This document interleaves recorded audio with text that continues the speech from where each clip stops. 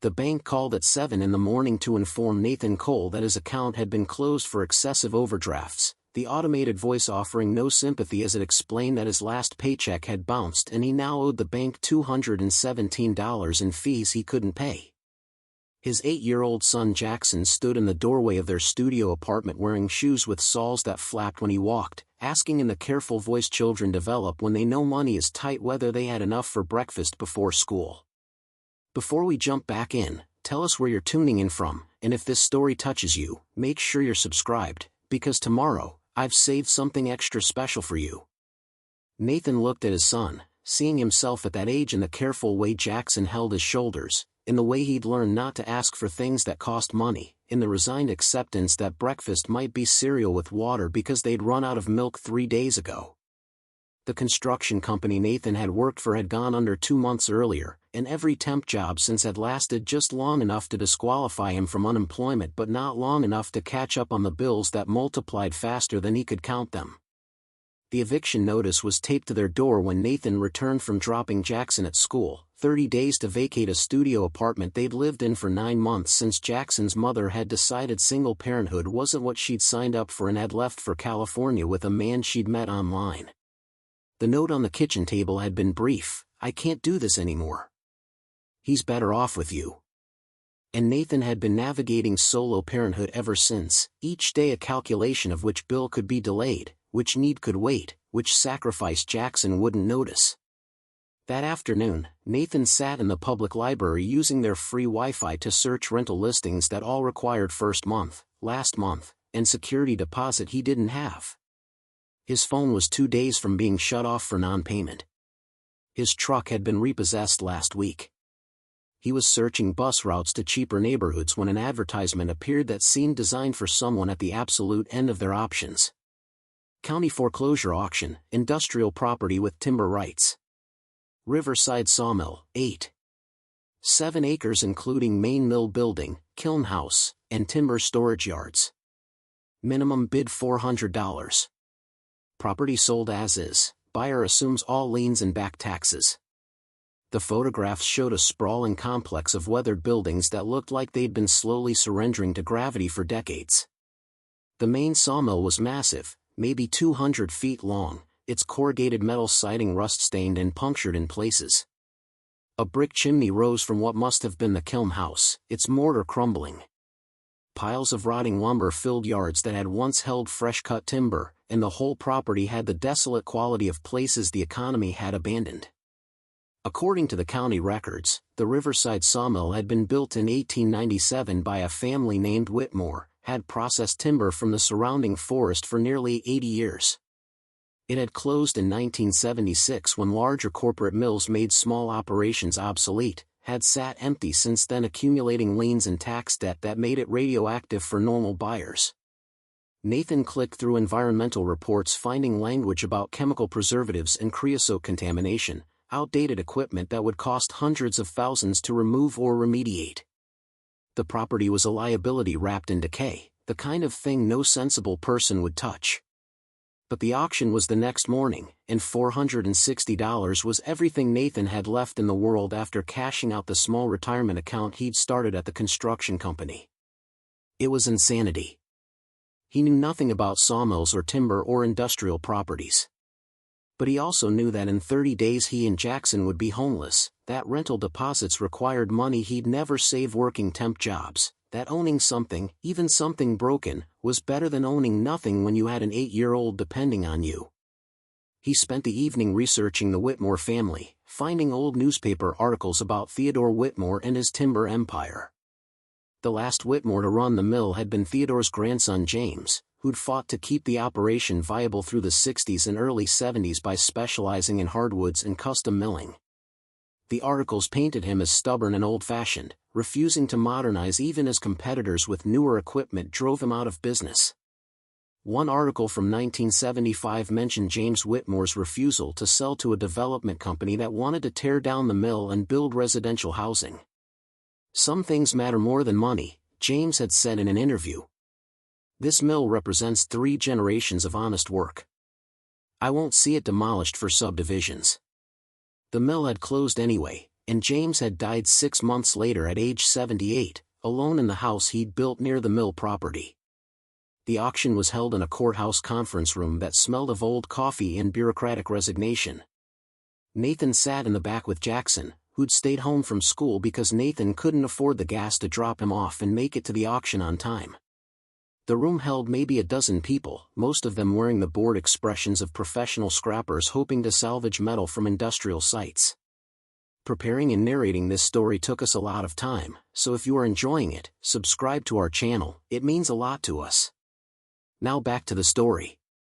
When the Riverside Sawmill came up, the auctioneer's voice took on the warning tone Nathan had learned meant serious problems. Property contains significant environmental contamination requiring remediation. Multiple structures in severe disrepair. Buyer assumes approximately $80,000 in back taxes and liens. Minimum bid $400. Nathan raised his hand before he could talk himself out of it, his heart racing. $400 from bidder 23. Do I hear $425? The room was silent except for someone's phone buzzing. Nathan could feel judgment in that silence, could sense people wondering what kind of desperate fool would bid on a property with $80,000 in liens. Going once at $400. The auctioneer scanned the room without much hope. Going twice.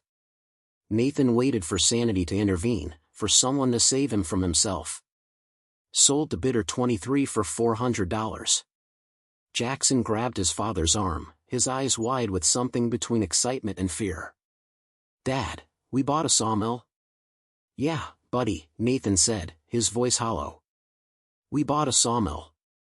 At the clerk's window, he counted out $400 in worn 20s, then added 60 more for transfer fees and processing. The clerk, a woman named Dorothy who looked like she'd seen every kind of human desperation, slid the deed across the counter with practiced sympathy. The Whitmore place, she said. You know what you're getting into? Not really, no. Dorothy lowered her voice. My uncle worked there in the 60s. Said James Whitmore was exacting but fair, ran the cleanest operation in the county. The mill closed because corporate timber companies undercut his prices, not because he was doing anything wrong.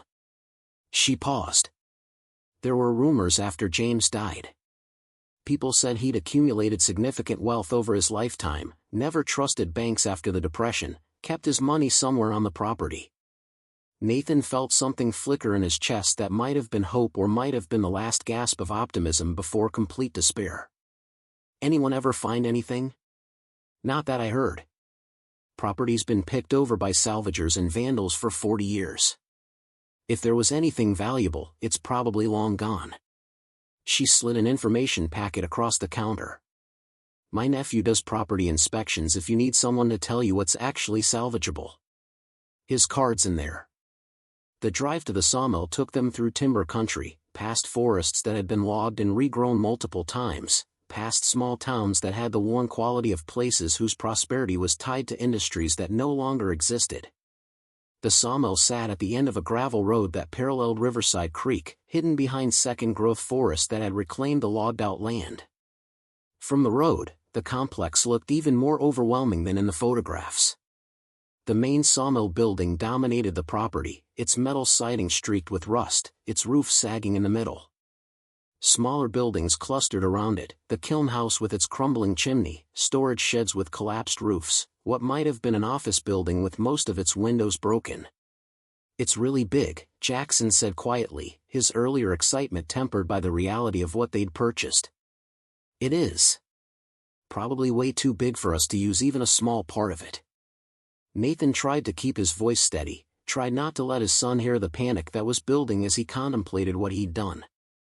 They approached the main entrance carefully, stepping over rusted equipment and around piles of rotted timber that had been sitting so long they were returning to soil.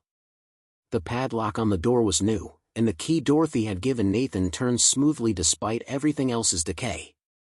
Inside, the sawmill was a cathedral to an industry that had moved on.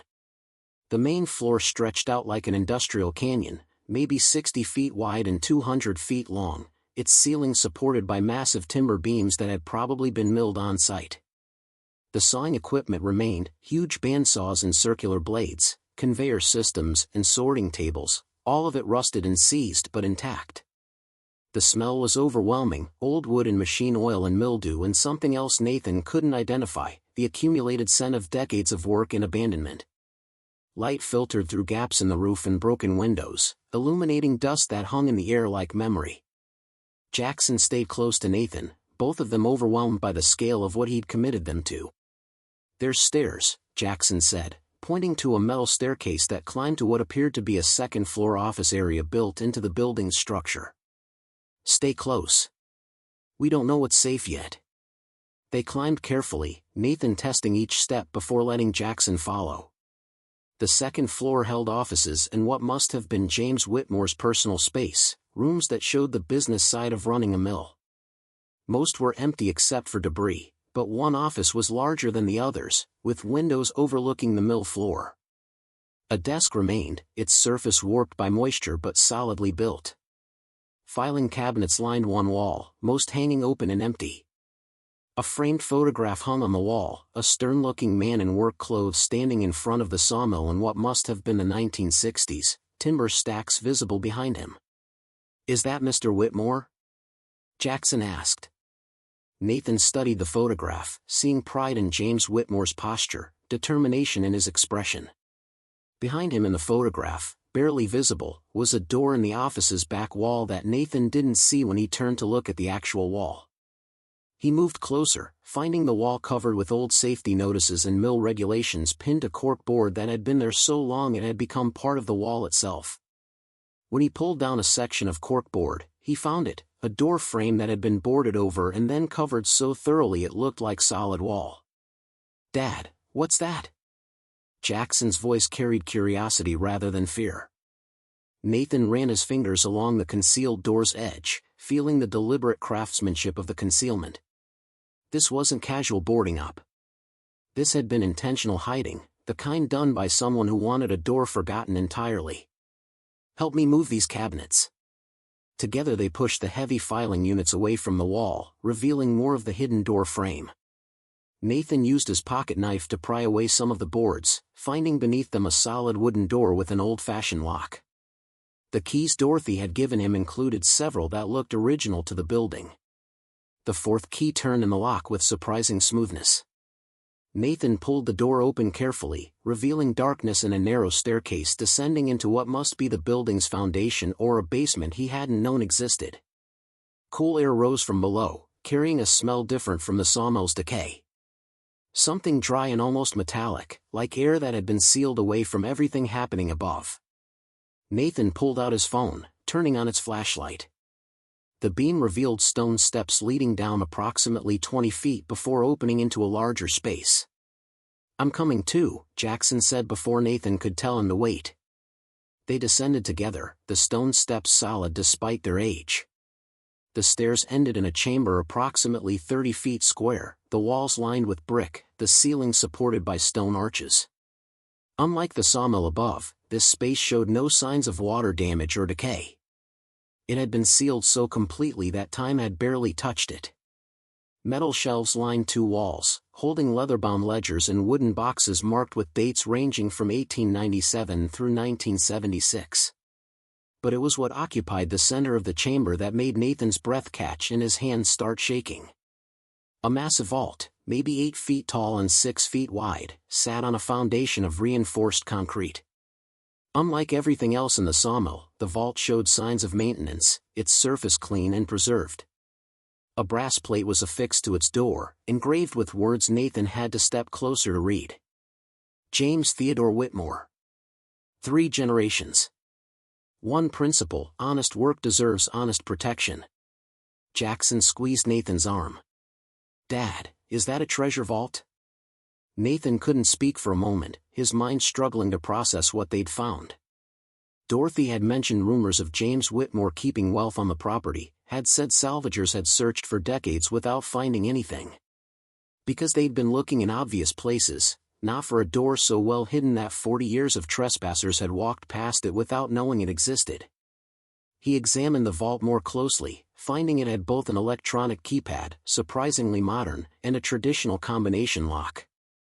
Taped to the vault side was a waterproof envelope, yellowed with age but intact. Nathan opened it carefully, finding a handwritten note on heavy paper. To whoever finds this chamber, I am James Whitmore, and if you're reading this, I am dead and the sawmill has passed to new ownership through foreclosure or sale. The vault contains the accumulated wealth of 3 generations of honest timber work, money I could not bring myself to trust to banks that failed my grandfather in 1929, could not surrender to a government that would tax it into insignificance, could not allow to fall into the hands of developers who would use it to destroy what my family built. The combination is the year this mill opened, followed by my birth year. The keypad code is written on the back of this note. I installed it in 1974 when my hands became too unsteady for the combination lock. If you found this room, you purchased the sawmill honestly, which means you probably did so out of desperation since no one in their right mind would buy this property. Consider this fortune a reward for being desperate enough to try, and use it more wisely than I did.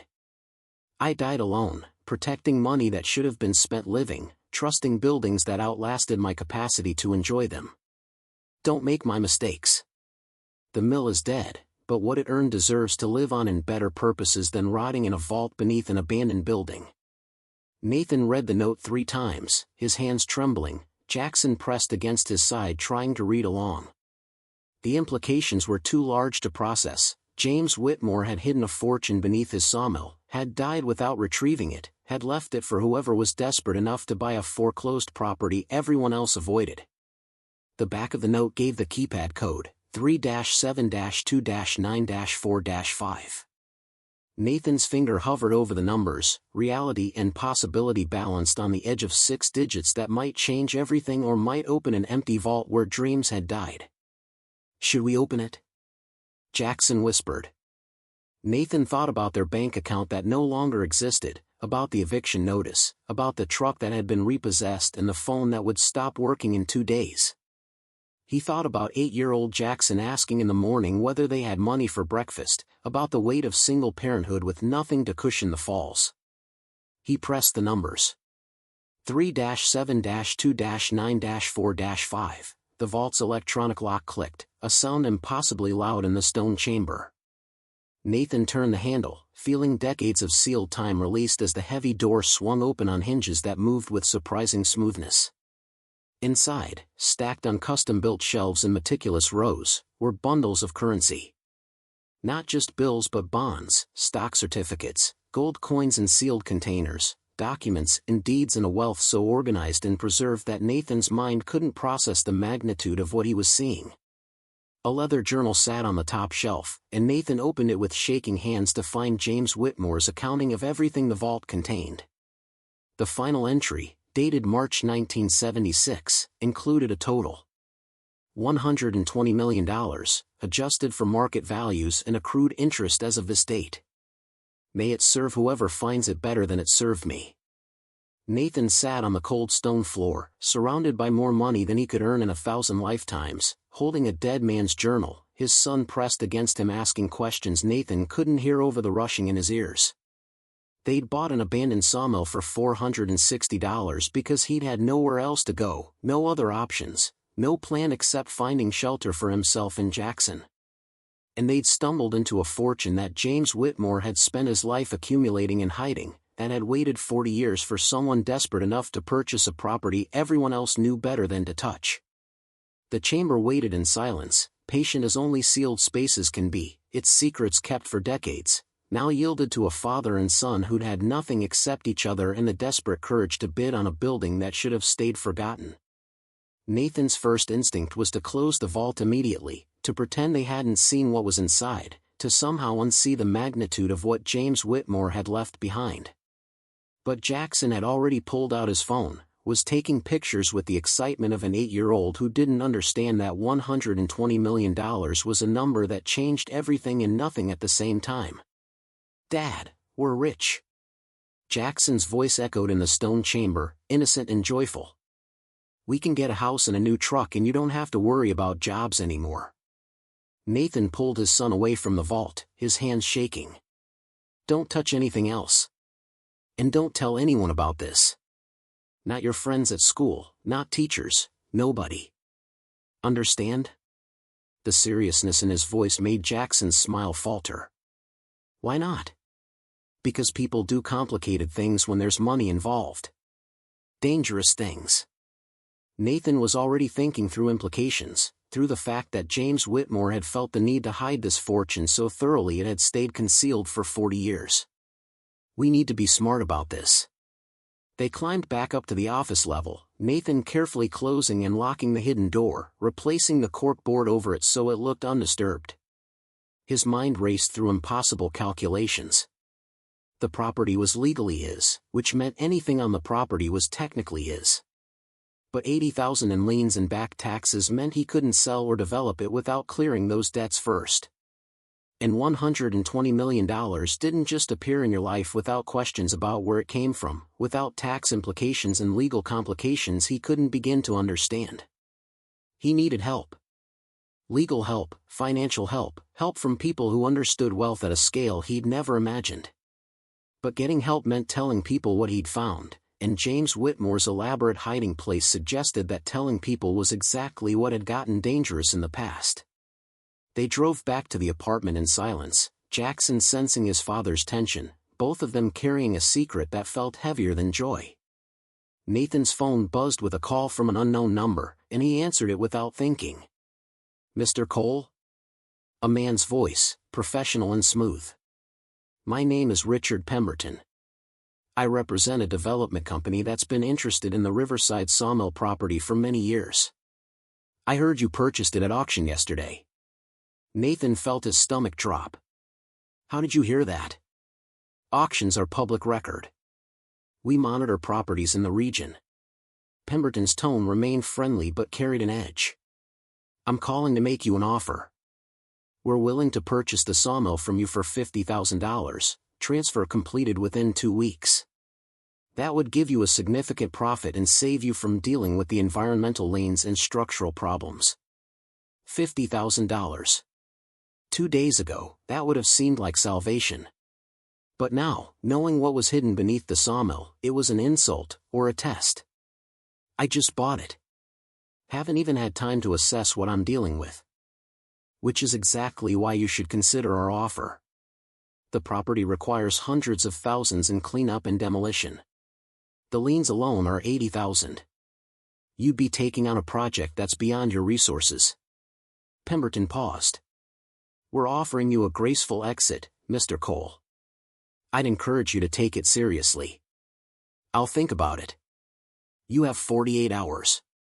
After that, things become more complicated. The threat was barely veiled, the same kind of pressure Nathan had felt in other contexts, from landlords and collection agencies and people who were used to getting what they wanted from those who couldn't fight back. After hanging up, Nathan sat in the apartment's parking lot trying to process the speed at which his situation had shifted. 1 day ago, he'd been facing homelessness. Now he owned a fortune that multiple people apparently wanted badly enough to apply immediate pressure.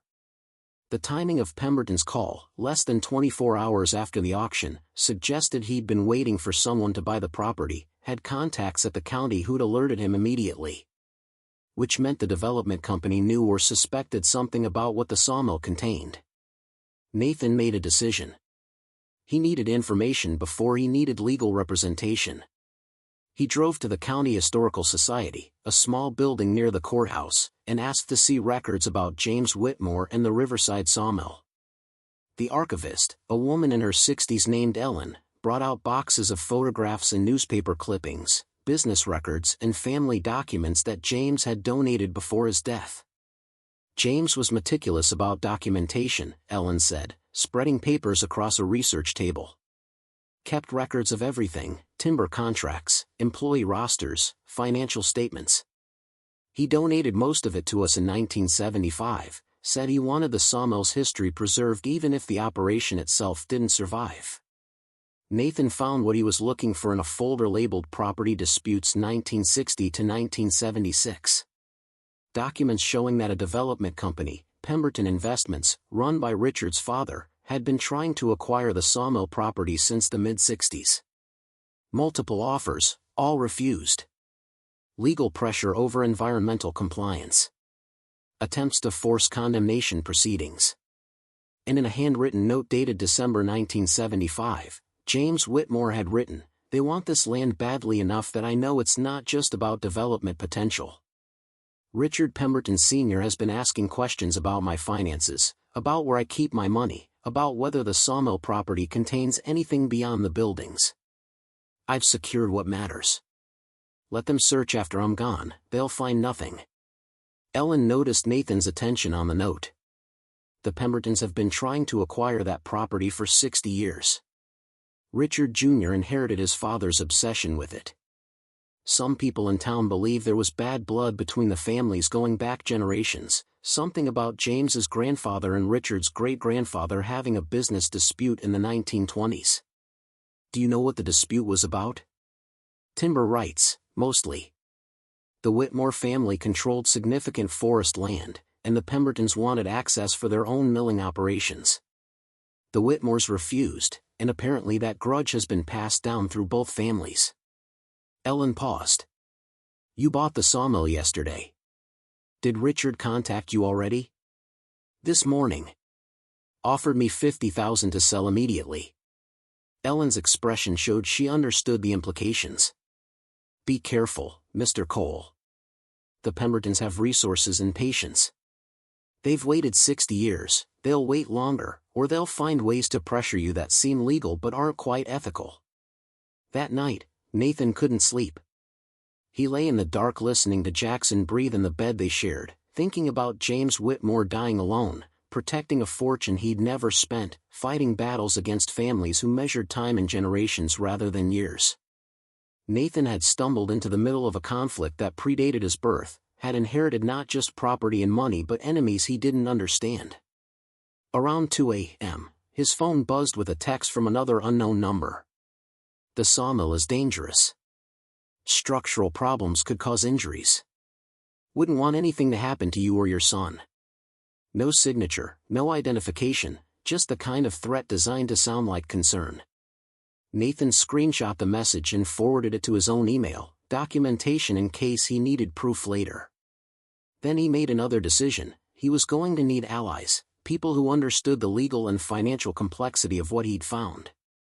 He called Patricia Owens, the lawyer who'd helped him with custody papers when Jackson's mother left.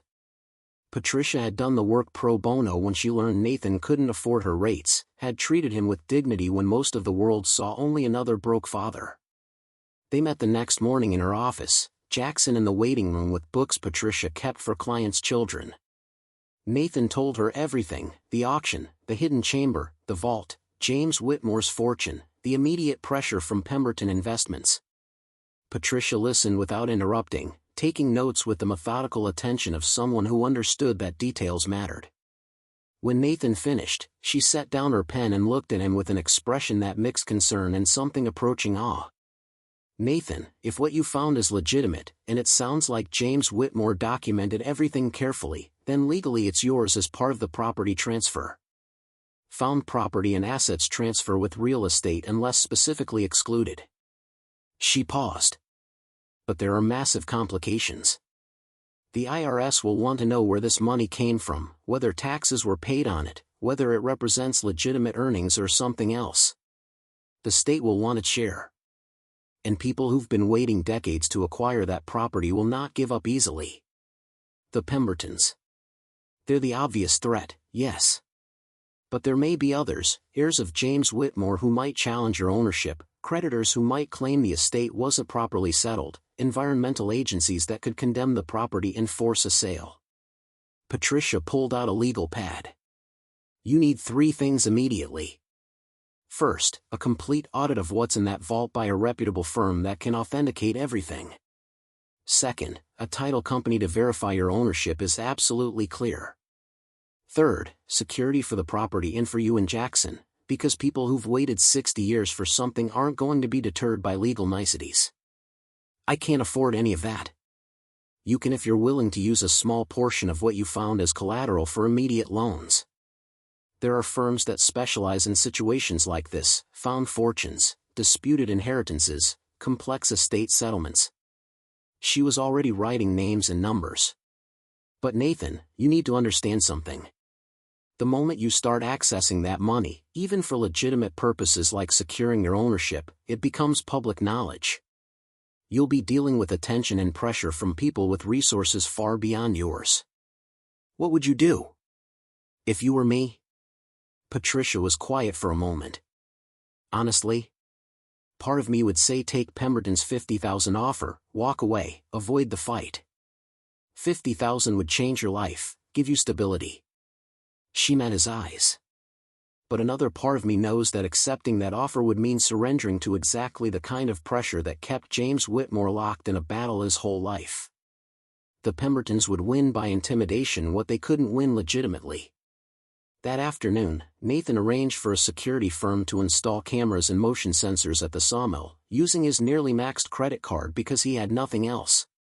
He also moved the most critical documents from the vault to a safety deposit box in a different county, photographing everything for backup. The process took hours, and with each trip up and down the hidden stairs, he felt the weight of what he'd inherited pressing down more heavily. Jackson helped in the way 8-year-olds help, carrying small items and asking questions that revealed he understood more than Nathan had given him credit for. "Are the bad people going to try to take our sawmill?" he asked while they were loading documents into a duffel bag. "Maybe. But we're going to make sure that doesn't happen. Because Mr. Whitmore wanted us to have it." The note said whoever bought it honestly deserved what was inside.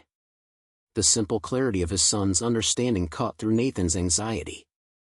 Jackson was right. James Whitmore had deliberately set this up for whoever was desperate enough to buy a foreclosed sawmill, whoever needed it enough to see past the obvious problems. That person was Nathan, and he'd purchased the property legitimately, had solved the puzzle Whitmore had created, had found what 40 years of searchers had missed. He had as much right to this inheritance as anyone ever had to anything they'd found. Richard Pemberton appeared at the sawmill on the second evening, accompanied by 2 men in suits and another in work clothes who looked like hired muscle. Nathan was there installing additional locks on the main entrance, had brought Jackson because leaving him alone in the apartment felt more dangerous than having him present. "Mr. Cole," Pemberton said, his voice carrying the smooth authority of inherited wealth. "I see you haven't accepted our offer. Still thinking about it?" Nathan kept his body between Pemberton and Jackson, old instincts from rougher years kicking in. "Let me be direct then. This property has been in Pemberton family interests since before you were born. My father tried to acquire it, my grandfather before him. It should have been ours decades ago if James Whitmore hadn't been irrationally stubborn about holding on to something he couldn't maintain. James owned it legally. He had the right to refuse your offers. Legal ownership isn't the same as moral ownership." Pemberton's mask of friendliness was slipping.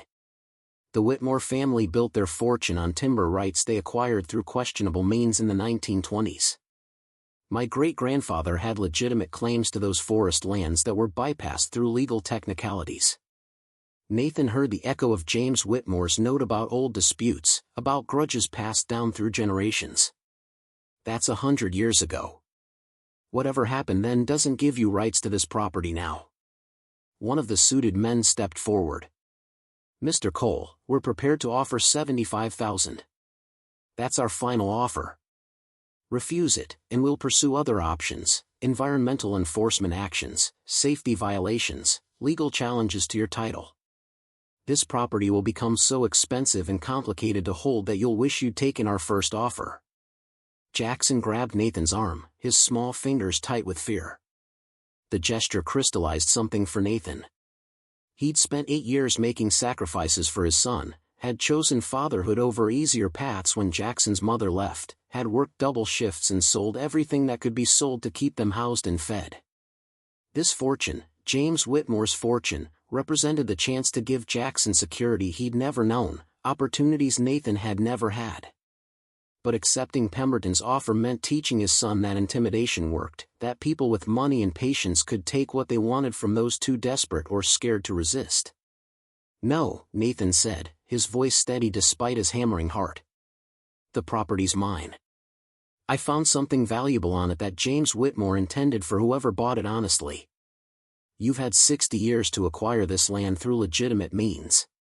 The fact that you didn't is your problem, not mine. Pemberton's expression went cold. "You're making a mistake. You think you found something that changes the equation, but whatever James Whitmore hid is going to be investigated. Tax authorities will want to know why that money wasn't reported when he died, whether it represents legitimate income or something criminal. The estate will be reopened, the property will be tied up in court for years, and you'll spend everything you think you found just proving your right to keep it. Then I guess we'll see what happens in court." Nathan pulled out his phone, showing the recording he'd been making since Pemberton arrived. "But I've got documentation of you threatening me, of admitting your family's been harassing previous owners, of attempting to force a sale through intimidation.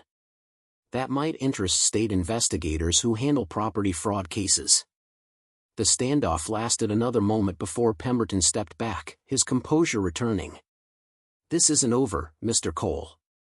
You're out of your depth, playing games with people who understand power in ways you never will. Enjoy your sawmill while you can. By this time next year, you'll be begging us to take it off your hands."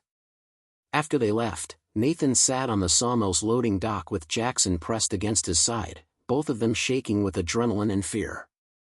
The confrontation had been carefully calibrated, threatening enough to scare but not overtly illegal, the kind of pressure applied by people who'd perfected intimidation through generations of practice. "Dad?" Jackson's voice was small. "Are we going to be okay?" Nathan thought about James Whitmore's note, about using the fortune more wisely than he had, about not dying alone protecting money that should have been spent living. He thought about his son asking whether they could afford breakfast, about eviction notices and repossessed trucks and the grinding poverty that had defined their lives since Jackson's mother left. "Yeah, buddy," he said, pulling Jackson closer. "We're going to fight this, and we're going to win. Because what we found isn't just money. It's proof that sometimes desperate people who try impossible things get rewarded for their courage. Mr. Whitmore believed that, and I'm going to honor his belief by standing our ground." That night, back in the apartment with new locks installed and his phone charged for emergencies, Nathan couldn't sleep. He researched Richard Pemberton and his family's business interests, finding a pattern of acquisitions that looked legal on paper but involved sustained pressure campaigns against property owners who resisted. Small-town newspapers had covered some of the disputes, had documented families who'd given up after years of harassment and legal challenges that cost more than their properties were worth. But Nathan also found something else.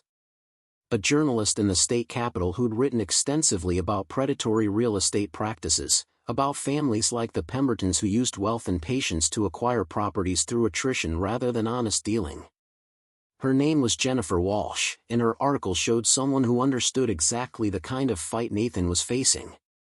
He emailed her before he could talk himself out of it, briefly explaining his situation. The response came within an hour. "I've been waiting for someone to stand up to the Pembertons for years. Let's talk." As Nathan finally drifted towards sleep, Jackson stirred in the bed beside him. "Dad? I'm not scared anymore. I'm proud of you for standing up to those men." The words hit Nathan harder than Pemberton's threats had. His son was watching him, learning from him, absorbing lessons about courage and principle that would shape the man Jackson became. James Whitmore had died alone, fighting battles that isolated him from family and joy. But Nathan didn't have to make that mistake. He could fight for the sawmill and the fortune while also fighting for the kind of life that honored the reason he'd been desperate enough to buy a foreclosed property in the first place, to give his son something better than fear and instability. The sawmill sat in darkness 2 miles away, holding secrets that had waited 40 years to be claimed, guarding a fortune that had transformed Nathan's desperation into a battleground where generations of accumulated grievance would finally be resolved. He'd bought the property because he'd had nowhere else to go. Now he'd defend it because walking away would mean surrendering everything that mattered, not just money, but principles about ownership and justice and the right of desperate people to keep what they'd legitimately found. The fight wasn't over. It was just beginning. But Nathan had survived 8 years of solo parenthood and grinding poverty and losses that had broken harder people. The Pembertons had resources and patience, but Nathan had something they didn't, the kind of stubborn determination that came from having nothing left to lose except the ground you stood on and the child you'd promised to protect. That would have to be enough. Jennifer Walsh arrived at the sawmill 3 days later, a woman in her 40s with the efficient energy of someone who'd built a career on documenting power imbalances. She spent 6 hours interviewing Nathan, photographing the property, reviewing the documentation he'd collected about the Pemberton's 60-year campaign to acquire the land. "This is remarkable," she said, examining James Whitmore's handwritten notes about refusing Pemberton offers. "You've got documentation showing a pattern of harassment that spans 3 generations. That's rare. Usually families are smart enough to vary their tactics, make it harder to prove systematic pressure." "Will it help?" Nathan asked. Jackson was at school, giving them privacy to discuss things Nathan didn't want his son hearing about yet. "It'll help establish that the Pembertons have motivation beyond legitimate business interest. If they try to tie up your property through legal challenges, I can publish articles showing this is part of a long-term campaign to acquire land they've been denied repeatedly." Jennifer paused. "But you need to understand, publicity cuts both ways. Once I write about this, everyone will know you found something valuable. You'll have attention from people beyond the Pembertons." Patricia Owens had said something similar when she'd arranged for an authentication firm to assess the vault's contents. The process took 2 weeks, specialists documenting everything James Whitmore had accumulated over his lifetime. The final report confirmed what Nathan had barely dared to hope. $120 million in currency, bonds, gold, and stock certificates, all of it traceable to legitimate timber business operations spanning 1920 through 1976. "James paid his taxes," the lead authenticator explained. "The records are meticulous. He just chose to keep his wealth in physical assets rather than banks. That's unusual but not illegal. The main complication is that the estate wasn't properly settled when he died. This fortune wasn't included in the probate records." Patricia translated the implications. "The estate will have to be reopened posthumously. The state will want inheritance taxes on the portion that should have been paid in 1976, with penalties and interest. That could be substantial, 20 to 30 million, possibly more. 20 to 30 million. A number that would have destroyed Nathan a month ago but that now felt manageable when weighed against 90 million remaining." Patricia arranged for a specialized estate attorney to handle the probate reopening, for tax counsel to negotiate with state and federal authorities, for all the expensive expertise that sudden wealth required. The costs were staggering, hundreds of thousands in legal fees, authentication, tax preparation. But Patricia had been right that firms existed that would work on contingency when the eventual payout was clear. Nathan signed contracts that committed 40% of the fortune to resolving all legal and tax complications, keeping the remaining 60% once everything cleared. 60% of $120 million was still more money than Nathan could fully comprehend. The Pembertons didn't wait for legal processes to run their course. Within a week of the authentication report, they filed a lawsuit claiming James Whitmore's estate had been fraudulently settled in 1976, that the hidden fortune represented assets that should have been disclosed and distributed to creditors. They also filed environmental complaints, safety violations, and attempted to have the property condemned as hazardous. Each legal challenge required response, required lawyers and experts in the slow grinding machinery of civil litigation. Patricia assembled a team, coordinated responses, kept Nathan informed without overwhelming him with details he couldn't control. But the pressure was constant, the knowledge that powerful people were using every tool available to take what he'd found. Jennifer Walsh's first article appeared in the state's largest newspaper 6 weeks after Nathan bought the sawmill. "The 100-Year Grudge: How One Family's Obsession Haunts Rural Property Owners" detailed the Pembertons' campaign against the Whitmore family, their pattern of acquiring properties through sustained harassment, the current battle over the sawmill. The response was immediate and divided. Some readers sympathized with Nathan, saw the David and Goliath dynamic of a single father against wealthy developers. Others questioned whether he deserved a fortune he'd stumbled into by accident, suggested James Whitmore's hidden wealth might represent tax evasion or worse. The attention brought complications Nathan hadn't anticipated. Distant relatives of James Whitmore emerged, claiming they should have been notified when the estate was reopened, that they deserved portions of the fortune. Investigative journalists appeared asking questions about Nathan's background, his finances, whether he'd had prior knowledge of the vault before purchasing the property. Patricia fielded most of it, but the scrutiny wore on Nathan in ways he hadn't expected. He'd been invisible his whole life, just another struggling father in a world full of them. Now strangers felt entitled to opinions about his worthiness, his decisions, his right to keep what he'd found. Through it all, Jackson remained his anchor. His son adapted to their changing circumstances with remarkable resilience, understanding that the money meant security but not fundamentally changing who they were. Nathan had moved them out of the studio apartment to a modest rental house near Jackson's school, had bought a reliable used truck, had established the kind of stability they'd never known. But he'd been careful not to let wealth become their identity. "We're still us," he told Jackson when his son asked why they hadn't moved to a mansion or bought expensive things. "The money gives us safety and options, but it doesn't change what matters." 8 months after buying the sawmill, the legal situation began to clarify. The state accepted Patricia's tax settlement, $28 million covering estate taxes, penalties, and interest on the portion of the fortune that should have been disclosed in 1976.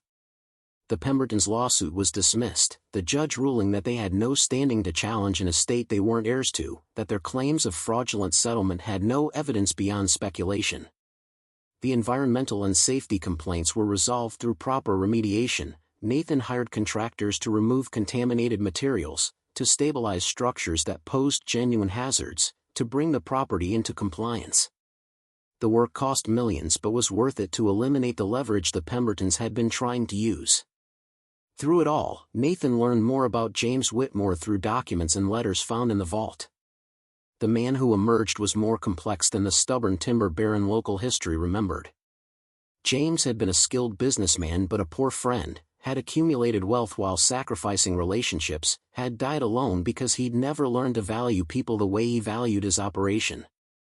One letter, written to a sister who'd moved away in the 1950s, was particularly revealing. "You were right that I should have sold when the industry changed, that holding on to the mill past its useful life is stubbornness rather than principle. But I can't bring myself to surrender what grandfather built, what father expanded, what I've protected through economic changes that killed stronger operations. The Pembertons want this land, and I know if I sell to them, they'll demolish everything within months. So I hold on, even though holding on costs me more than the money I'm preserving." Nathan understood that impulse now, the stubborn refusal to surrender to pressure, even when surrender would be easier. He'd felt it during the confrontation with Richard Pemberton, during the long months of legal battles, during moments when taking their settlement offer seemed rational and principled resistance seemed like ego. But he'd also learned something James Whitmore never had, that you could stand for principles without dying alone for them, that protecting what mattered didn't require sacrificing everything else. On a warm afternoon in early autumn, 18 months after buying the sawmill, Nathan received a call from Richard Pemberton requesting a meeting. No threats this time, no pressure, just a simple request to talk. Nathan agreed, curious about what had changed. They met at a coffee shop in town, neutral territory. Pemberton looked older, tired in ways that went beyond physical age. He ordered coffee with the careful attention of someone buying time to find words. "My father died 3 weeks ago," Pemberton said finally. "Heart attack at 79. In his final months, he talked constantly about the sawmill, about how we'd failed to acquire what should have been ours, about the Whitmore family cheating us out of timber rights 3 generations back." Nathan waited, sensing this wasn't the preamble to another offer. "I spent my whole adult life continuing his obsession. Millions of dollars in legal fees, political pressure, attempts to acquire that property through any means available. All because my father convinced me it mattered, that family honor required we correct an old wrong." Pemberton met Nathan's eyes. "But sitting at his funeral, listening to the eulogy about his business accomplishments, I realized, he died angry. Died still fighting a battle that started in 1924, still convinced that acquiring the sawmill would somehow vindicate grievances none of us were alive to experience. I'm sorry for your loss. Are you? I threatened you, tried to take what you'd legitimately found, made your life complicated when you were already struggling." Pemberton was quiet for a moment. "I'm here to apologize and to tell you I'm withdrawing all remaining legal challenges. The sawmill is yours. The fortune James Whitmore hid is yours. My father's obsession dies with him." The simple directness of it caught Nathan off guard. "Why?" "Because I don't want to die the way my father did, still fighting battles that should have ended generations ago, still angry about things that don't matter as much as we convinced ourselves they did." Pemberton stood to leave. "Use that money well, Mr. Cole. Build something that matters more than grudges and accumulated resentment. That's something neither my family nor the Whitmores managed to do." After Pemberton left, Nathan sat in the coffee shop processing the unexpected resolution. The fight was over not because he'd won through superior resources but because his opponent had chosen to stop fighting. It felt anticlimactic, unsatisfying in the way that real resolutions often were, no dramatic confrontation, just a tired man deciding inherited anger wasn't worth carrying anymore. The final legal clearances came through that winter. After all taxes, penalties, legal fees, and settlements, Nathan retained $68 million. The number was still incomprehensible, still more than he could spend in multiple lifetimes, still represented security beyond anything he'd imagined when he'd bid on a foreclosed sawmill. Patricia helped him establish trusts and investments, creating structures that would provide income while preserving capital. She also helped him establish a foundation, because keeping all that wealth felt wrong when he remembered being the person who couldn't afford breakfast for his son. The James Whitmore Foundation funded scholarships for children of single parents, provided grants to small rural businesses trying to survive economic changes, supported families facing eviction or homelessness. Nathan had found the fortune because he'd been desperate. He wanted to help other desperate people find their own versions of salvation before circumstances destroyed them. The sawmill itself underwent transformation over the following years. Then hired contractors who understood historic industrial buildings, who could preserve the structure while making it safe and functional. They didn't demolish and rebuild, they restored, maintaining the bones of what James Whitmore had built while adapting spaces for new purposes. Part of the complex became a museum documenting timber industry history, honoring the work that had built communities like this one before economic forces moved on. Part became workshop space for small craftspeople and artists who couldn't afford commercial rent. Part became community gathering space, available for local organizations that needed meeting rooms. Nathan lived modestly despite his wealth, choosing to invest in experiences and security rather than luxury. He and Jackson moved to a comfortable house near the sawmill, nothing ostentatious, just solid in theirs. He'd learned from James Whitmore's mistake: accumulating wealth was pointless if you didn't build a life worth living. Jackson thrived in ways that had nothing to do with money and everything to do with stability. He made friends without the anxiety of wondering when they'd have to move again. He joined sports teams without worrying whether his father could afford the fees. He became the kind of confident, grounded kid Nathan had hoped to raise, shaped by memories of hardship but not defined by them. On a cool evening in late spring, 5 years after buying the sawmill, Nathan stood in what had been James Whitmore's office, now restored and maintained as part of the museum. A photograph hung on the wall, the same one he'd seen that first day, James standing in front of his mill, proud and alone. Beside it now hung another photograph. Nathan and Jackson at the sawmill's reopening as a community space, surrounded by people, both of them smiling. The contrast was deliberate, a reminder of what James had lost by choosing protection over connection, preservation over relationships. A woman approached, older, maybe in her 70s. She introduced herself as Margaret Whitmore, James's niece, one of the distant relatives who'd emerged during the estate settlement. Unlike some who demanded portions of the fortune, Margaret had simply wanted to know her uncle's story, to understand the man she'd barely known. "Thank you for this," she said, gesturing at the museum. "For honoring his work while also showing what he missed. James died protecting his fortune, but you're using it to build something he never could: community, connection, generosity." "He made it possible," Nathan said. "His hiding it the way he did, his note to whoever found it. He wanted someone to use it better than he had. I'm just trying to honor that trust." Margaret nodded, studying the photographs. My uncle was brilliant at business and terrible at people. He could see quality in timber and machinery but not in relationships. The fortune he accumulated was his legacy, but loneliness was his inheritance. She turned to Nathan. You've managed both, keeping the money and building a life worth living. That's harder than it seems. After she left, Jackson joined Nathan in the office. His son was 13 now, taller, his voice changing, his interests expanding beyond the simple enthusiasms of childhood. But he still carried the careful awareness that came from remembering poverty, still understood that security wasn't guaranteed just because you had it now. Mom called today, Jackson said quietly. She wants to visit, says she's been following news about the foundation and wants to reconnect. Nathan felt the familiar ache of his ex-wife's abandonment, softened now by time but never entirely gone. What do you want? I want to hear what she has to say. Not because I need her, but because I'm curious about why she left and whether she regrets it. Jackson paused. You taught me that standing for things matters, but also that forgiveness doesn't mean forgetting. I can listen to her without pretending the past didn't happen. The wisdom in his son's words made Nathan proud and sad in equal measure. Jackson had learned lessons Nathan had hoped to spare him from, had developed resilience through hardship that comfort would never have taught. Okay, Nathan said. We'll meet with her together, hear what she wants to say. But you're right, listening doesn't obligate us to anything beyond basic decency.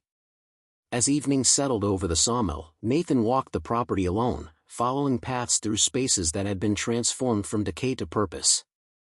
The building that had nearly killed James Whitmore with its demands for protection now served the community he'd isolated himself from. The fortune that should have been spent living had become tools for helping others build lives worth living. It wasn't the ending Nathan would have written if he'd had the choice, too complicated, too much legal struggle, too many months of pressure and uncertainty. But it was the ending they'd earned through stubbornness and grace, through refusing to surrender and learning when to accept help. The sawmill stood solid in the fading light, its timbers holding stories that spanned generations, its spaces filled with evidence that buildings could be reborn when people were brave enough or desperate enough to see past obvious problems.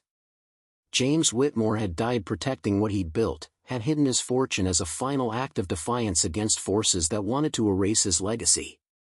But Nathan had found that fortune and had done what James couldn't, used it to build connections rather than walls, to create community rather than isolation, to honor the principle that wealth mattered most when it served purposes beyond mere accumulation. The land kept its secrets still, the creek flowing past the sawmill as it had for millennia, the forest regrowing where timber had been harvested generations earlier, the soil remembering everything that had happened here. But it had given what mattered, opportunity to a desperate father, resources to families that needed them, space for a community to gather and remember and build. That was enough. More than enough.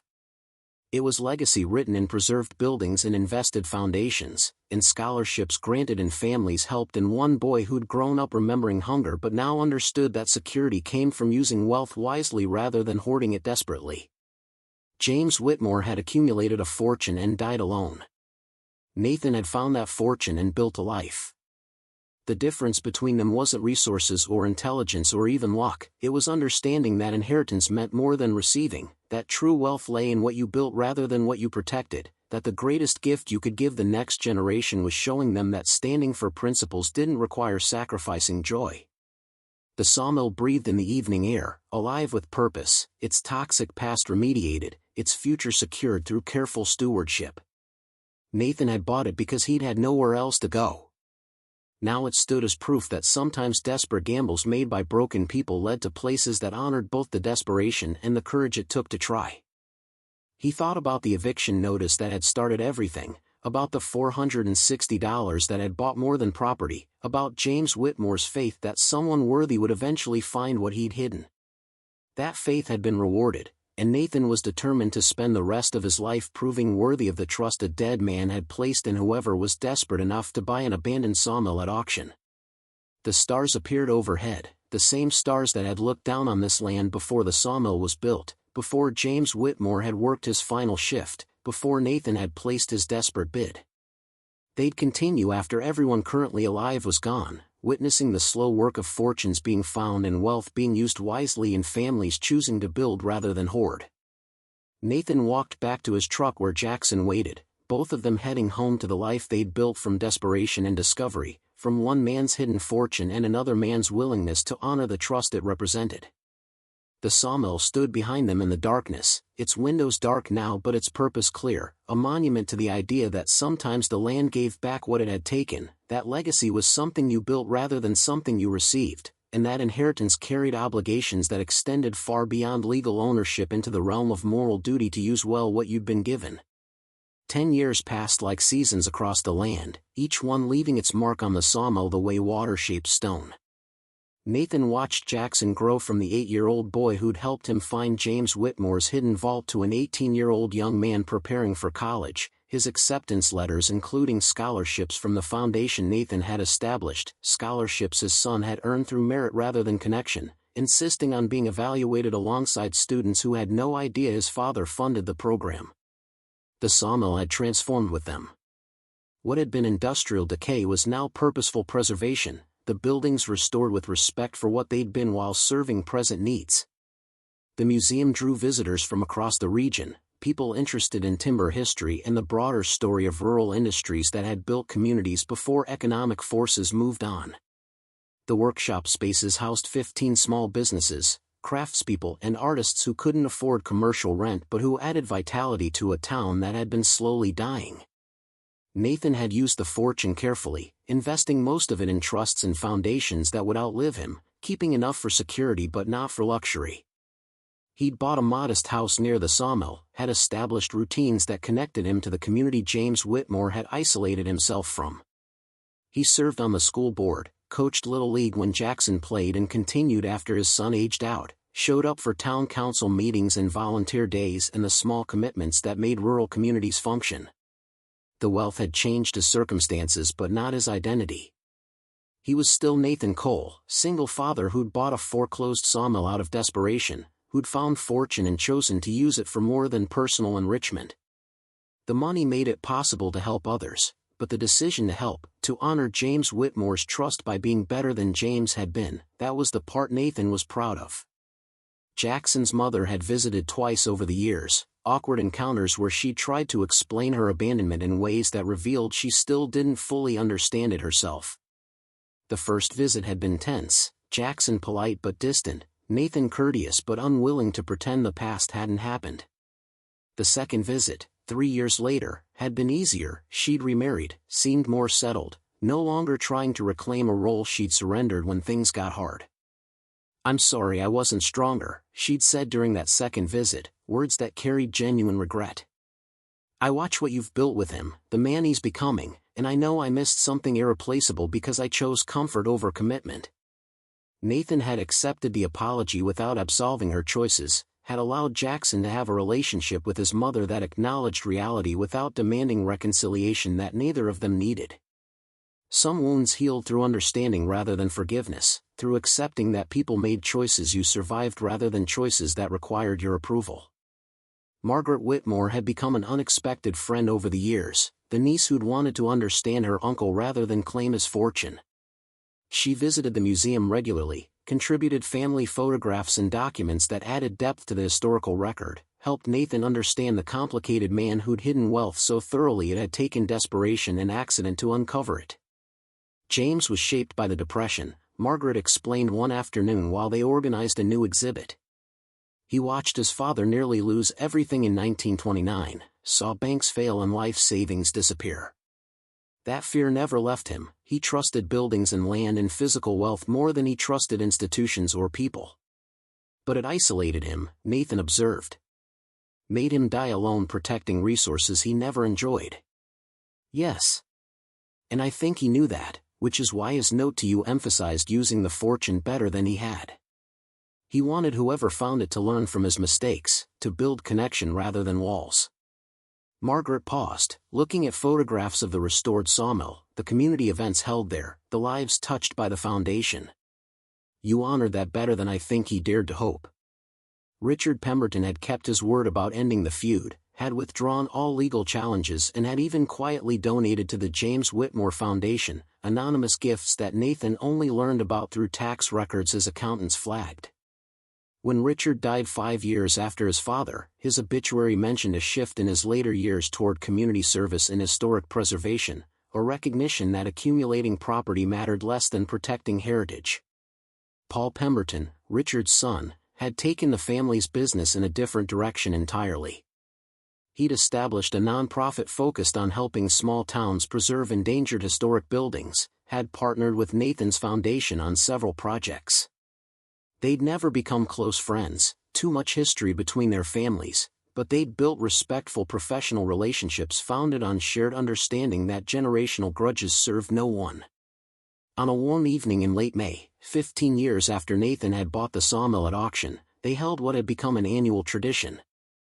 The Whitmore Heritage Celebration, a day when the sawmill opened to the community, when students who'd received foundation scholarships gathered, when small businesses that had been helped through difficult times shared their stories. Jackson gave a speech that year, his first after graduating high school and before heading to college in the fall. He spoke about growing up in poverty, about remembering hunger and eviction notices and his father's desperate choices that had led them here. He spoke about finding the vault, about James Whitmore's trust that someone desperate enough to buy a foreclosed sawmill would use his fortune wisely. "My dad could have taken the money and disappeared," Jackson said, his voice carrying the confidence Nathan had worked to nurture. "Could have bought a mansion and fancy cars and lived like lottery winners who blow through fortunes because they don't understand what made the wealth valuable in the first place. But he chose different.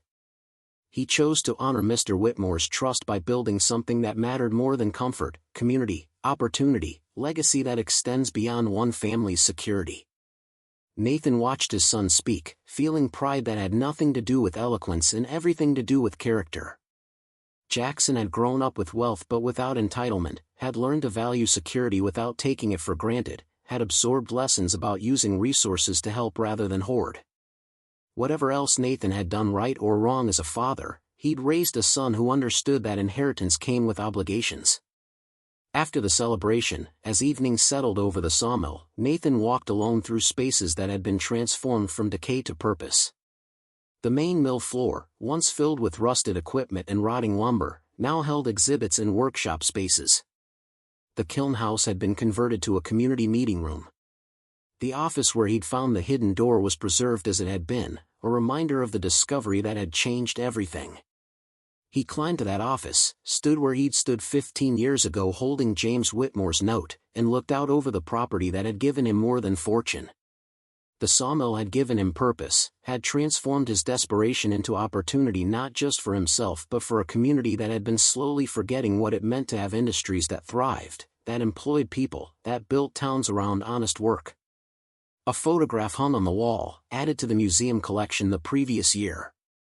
It showed Nathan and Jackson on their first day at the sawmill, standing in front of the main building with expressions that mixed fear and hope. Beside it hung another photograph taken last month, the same angle, the same building, but transformed. Restored and alive, with people visible in the windows, vehicles in the lot, evidence of activity and purpose.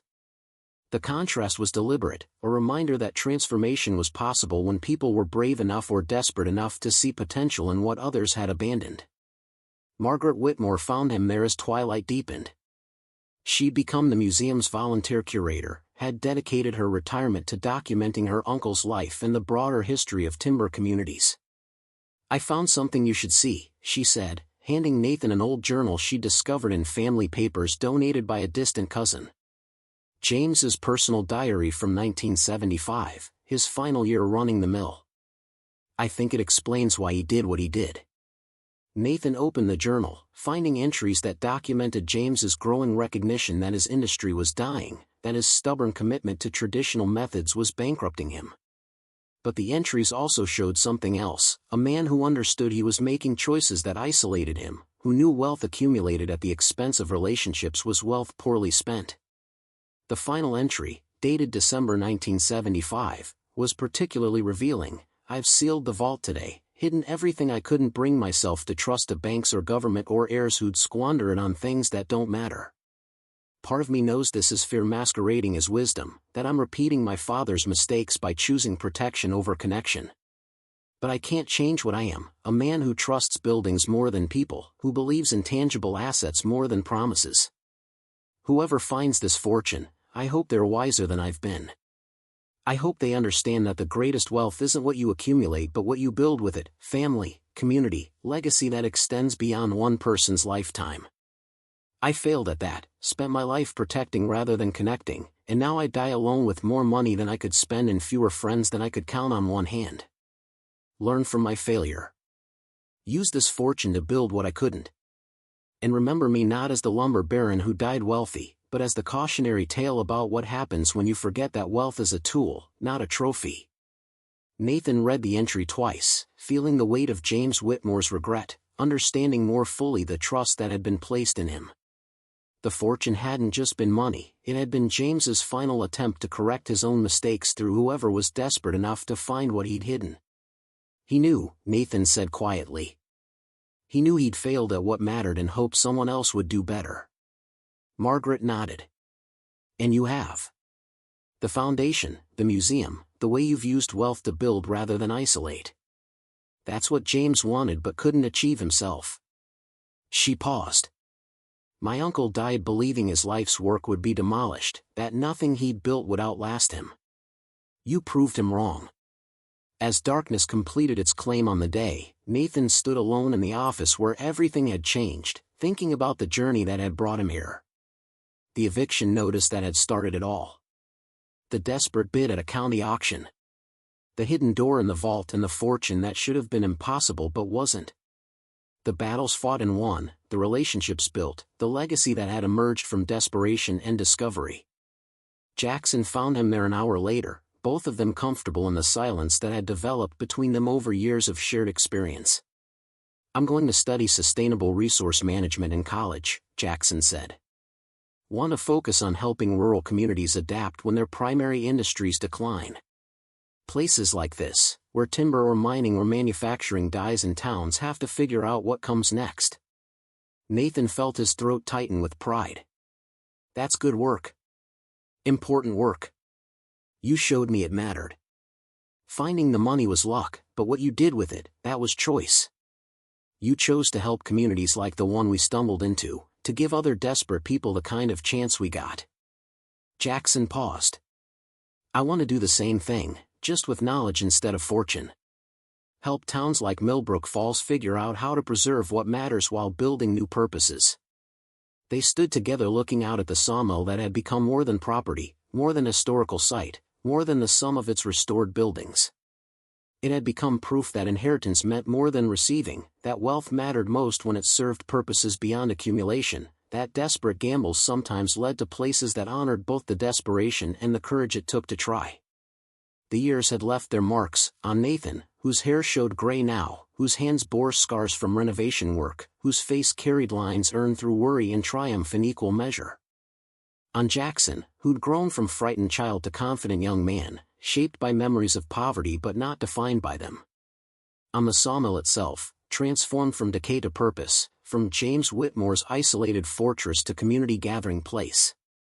The land kept its secrets still, the creek flowing past the sawmill as it had for millennia, the forest regrowing where timber had been harvested, the soil remembering everything that had happened here.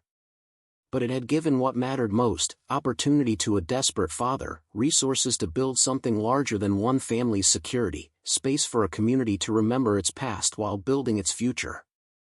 Nathan thought about James Whitmore's diary entry, about dying alone with wealth and regrets, about the final desperate hope that someone would learn from his mistakes.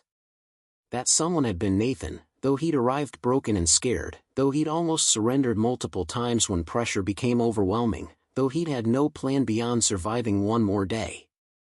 But he'd stood his ground, had honored the trust James placed in whoever found the vault, had used wealth to build the connections James never managed. The sawmill stood as monument to that choice, to the idea that inheritance carried obligations extending far beyond legal ownership into moral duty to use well what you'd been given. As Nathan and Jackson prepared to lock the museum for the night, walking through spaces that had been dead and were now alive, Nathan felt the weight of 15 years settle into something approaching completion.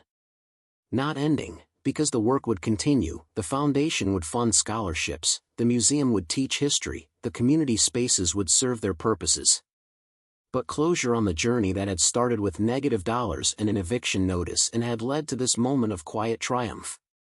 The sawmill breathed in the night air, its windows dark now but its purpose clear, its toxic past remediated, its future secured through careful stewardship. James Whitmore had died protecting his fortune, had hidden it as final act of defiance against forces that wanted to erase his legacy. Nathan had found that fortune and had done what James couldn't, used it to build connection rather than walls, to create community rather than isolation, to prove that wealth mattered most when it served purposes beyond mere preservation. The stars appeared overhead, the same stars that had looked down on this land before the sawmill was built, before James Whitmore had worked his final shift, before Nathan had placed his desperate bid, before any of the human struggles that had shaped this place. They'd continue after everyone currently alive was gone, witnessing the slow work of fortunes being found and wealth being used wisely in families choosing to build rather than hoard. Nathan locked the sawmill and walked to his truck where Jackson waited, both of them heading home through darkness that felt comfortable now, familiar roads leading to a life they'd built from desperation and discovery. The building stood behind them, its silhouette solid against the night sky, monument to the idea that sometimes the land gave back what it had taken, that legacy was something you built rather than something you received, that inheritance carried weight beyond dollars into the realm of duty to honor the trust placed in you. The journey from eviction to foundation, from poverty to stewardship, from desperation to purpose, it had been earned through courage and luck and the stubborn refusal to surrender when surrender would have been easier. James Whitmore had accumulated a fortune and died alone. Nathan had found that fortune and built a life. The difference between them wasn't resources or intelligence or even opportunity, it was understanding that true wealth lay in what you built rather than what you protected, that the greatest inheritance you could leave was showing others that standing for principles didn't require sacrificing joy, that desperate people who tried impossible things sometimes got rewarded with chances to become who they were meant to be. The sawmill would stand long after Nathan was gone, would continue serving and teaching and preserving, would remain proof that what was worth defending could be defended, that heritage survived through choice and commitment, that sometimes broken people stumbling into good fortune used it to build something that honored both the fortune and the brokenness that led them to it. Up next, you've got 2 more standout stories right on your screen. If this one hit the mark, you won't want to pass these up. Just click and check them out. And don't forget to subscribe and turn on the notification bell so you don't miss any upload from us.